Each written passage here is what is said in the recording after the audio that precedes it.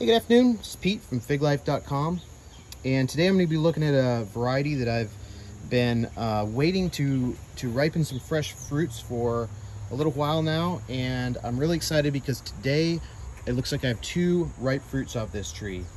This is my Izbat en Nage tree, and Izbat en Nage is a variety. I guess you'd classify it as it's classified as a honey fig, but it's kind of unique amongst the honey figs in that it has a very special flavor. It has some flavors in it that taste kind of like banana. And usually in honey figs, you don't have extra flavors. You just have that honey fig flavor. But this one's different. This one has some different flavors that I think are pretty unique and are very tasty. So before we look at the fruit, let's look at the tree here. One thing about this tree that's kind of interesting is that the fruit clusters towards the end of the branches. I mean, you can see on each of these branches, you got fruit clustering at the end.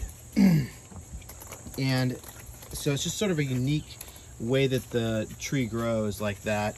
You don't see that from most fig trees. Usually the fruit will kind of be evenly spaced throughout on the branches, but on this tree, the fruit kind of clusters towards the ends. And we'll take a look at the leaves here, just like that.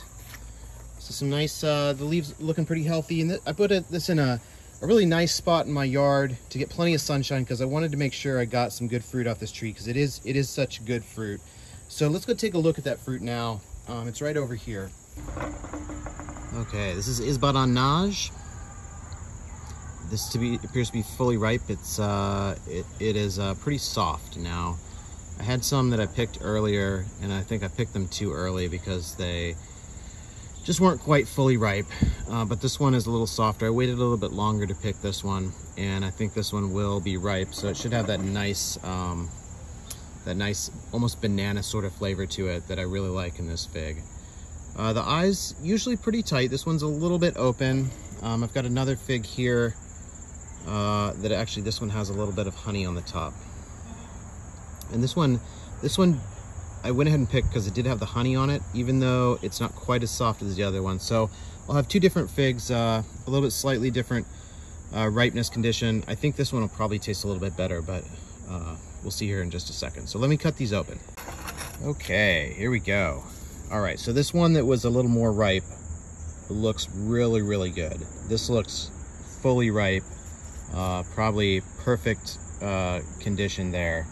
This one looks maybe a little bit underripe. I probably should have waited maybe another day to pick this one.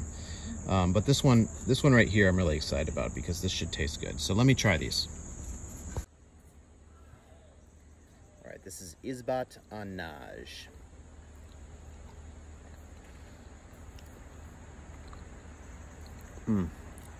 Yeah, that's good.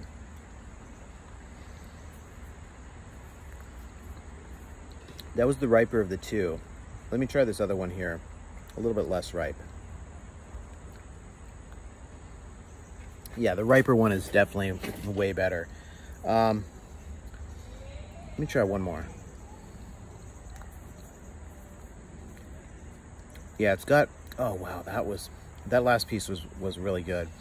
It's a honey fig, but it's got this sort of creamy, almost banana sort of flavor to it.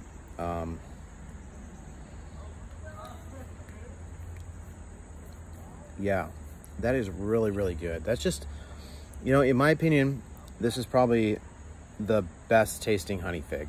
Honey figs just generally don't have a lot of extra flavors, but this one has a really nice, creamy sort of, almost banana-ish flavor to it, and it's really good. But you gotta wait until it's